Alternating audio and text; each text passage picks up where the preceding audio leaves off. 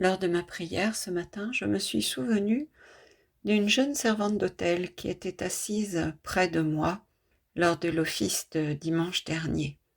Elle était revêtue d'une cape blanche qui la couvrait des épaules jusqu'aux pieds. Et cette cape m'a évidemment évoqué le vêtement blanc du baptême, celui que nous revêtons lorsque nous sommes plongés dans la mort et la résurrection du Christ. C'est aussi celui dont Jésus parle dans la parabole des noces de l'évangile de Matthieu au chapitre 22, versets 1 à 14. Je vous le lis. Il en va du royaume des cieux comme d'un roi qui fit un festin de noces pour son fils. Il envoya ses serviteurs convier les invités aux noces, mais eux ne voulaient pas venir. De nouveau, il envoya d'autres serviteurs avec ces mots : « Dites aux invités, voici, j'ai apprêté mon banquet, mes taureaux et mes bêtes grasses ont été égorgés, tout est prêt, venez aux noces. » Mais eux, n'en ayant cure, s'en allèrent, qui à son champ, qui à son commerce, et les autres, s'emparant des serviteurs, les maltraitèrent et les tuèrent. Le roi fut pris de colère et envoya ses troupes qui firent périr ses meurtriers et incendièrent leur ville. Alors il dit à ses serviteurs : « La noce est prête, mais les invités n'en étaient pas dignes. Allez donc au départ des chemins et conviez aux noces tous ceux que vous pourrez trouver. » Ses serviteurs s'en allèrent par les chemins, ramassèrent tout ce qu'ils trouvèrent, et les mauvais comme les bons, et la salle de noces fut remplie de convives. Le roi entra alors pour examiner les convives, et il aperçut là un homme qui ne portait pas la tenue de noces. « Mon ami, lui dit-il, comment es-tu entré ici sans avoir une tenue de noces ?» L'autre resta muet. Alors le roi dit au valet : « Jetez-le, pieds et poings liés, dehors dans les ténèbres, et là seront les pleurs et les grincements de dents, car beaucoup sont appelés, mais peu sont élus. » Cette parabole nous montre que tout le monde est appelé à entrer dans une intimité avec Dieu. C'est ce que signifient les noces, le festin nuptial. Car Dieu est l'époux de notre âme. Et cette intimité ne nous est pas accordée en fonction de nos mérites, ni de notre sainteté, car, nous dit-il, les bons comme les mauvais sont assemblés au même festin, autour d'une même table. Mais de même qu'on ne se présente pas à des noces habillés en tenue de tous les jours, en tenue ordinaire, mais au contraire, on se présente avec un vêtement de noces, de beaux habits. Ce que Dieu attend de nous, et la parabole nous le dit bien, c'est que nous ayons revêtu l'habit de noces, c'est-à-dire une disposition de cœur. Nous devons habiller notre cœur du désir de nous unir à Dieu, de vraiment entrer dans son intimité en mettant de côté tout ce qui pourrait la perturber, l'entraver, c'est-à-dire les soucis de notre vie présente, les préoccupations matérielles, nos inquiétudes. Cette disposition de cœur est le préalable à toute rencontre dans la prière avec notre Dieu, à toute intimité avec lui. C'est l'habit de noces que l'époux nous demande de revêtir pour nous présenter devant lui. Cet habit de noces, c'est l'attitude d'humilité de celui ou celle qui, comme Marie, mère de Jésus, se laisse couvrir par l'ombre de l'Esprit Saint, comme d'un vêtement de prière.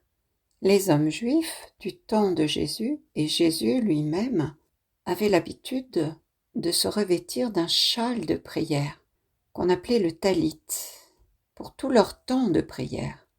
C'était une exigence de la loi de Moïse.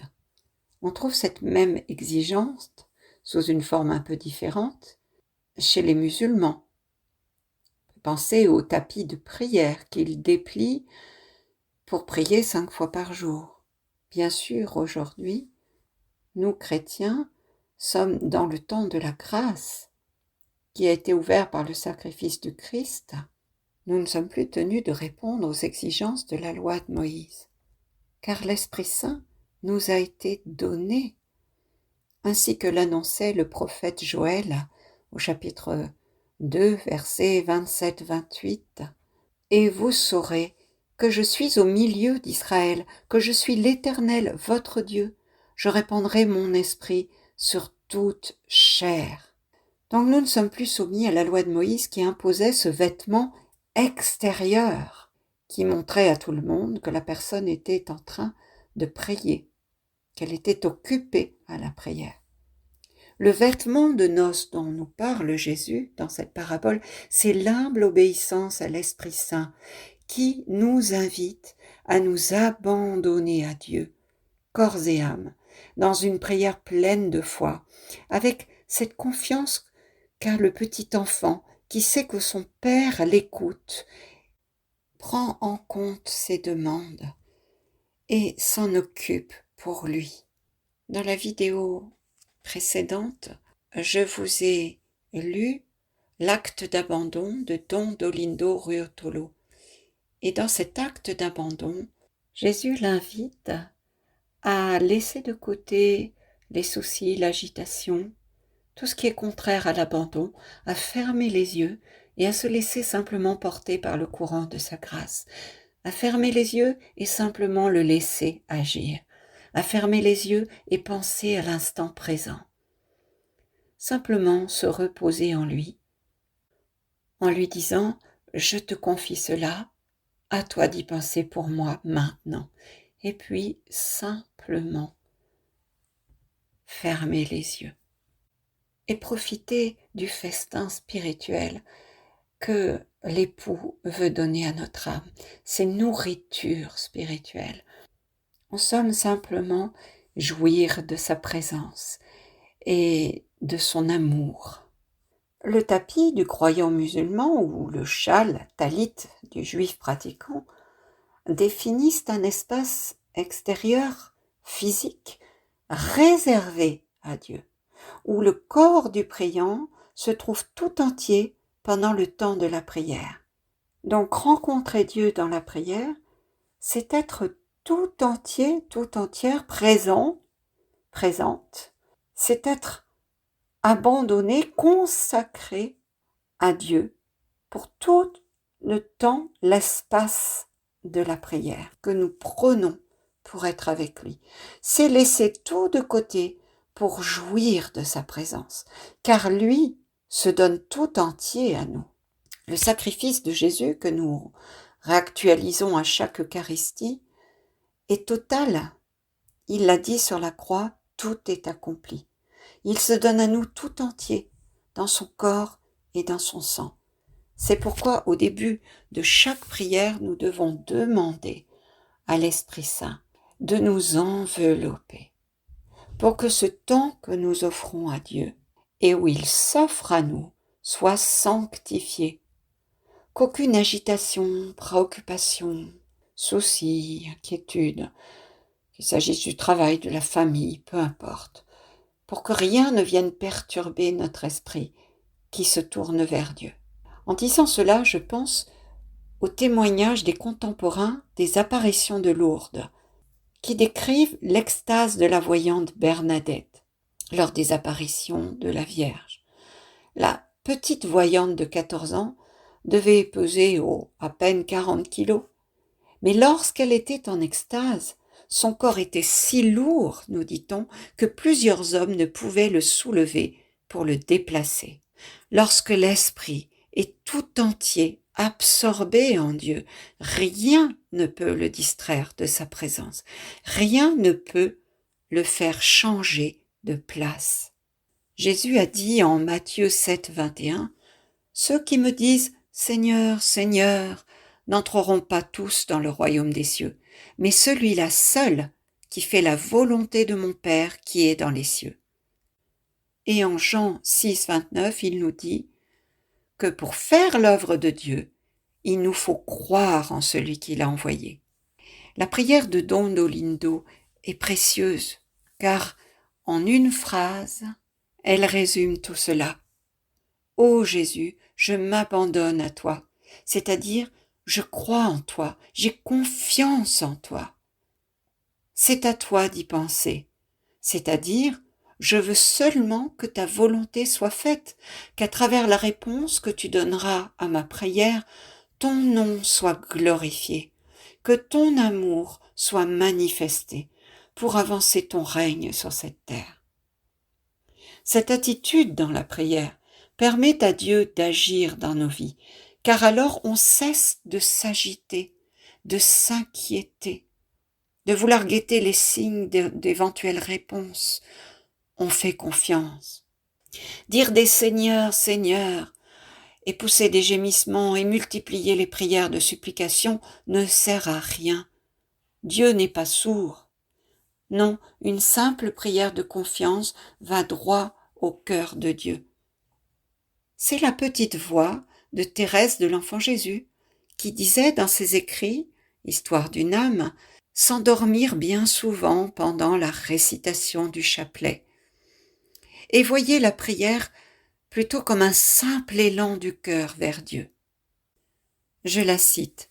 « Quelle est donc grande la puissance de la prière. On dirait une reine, ayant à chaque instant libre accès auprès du roi et pouvant obtenir tout ce qu'elle demande. Il n'est point nécessaire pour être exaucé de lire dans un livre une belle formule composée pour la circonstance.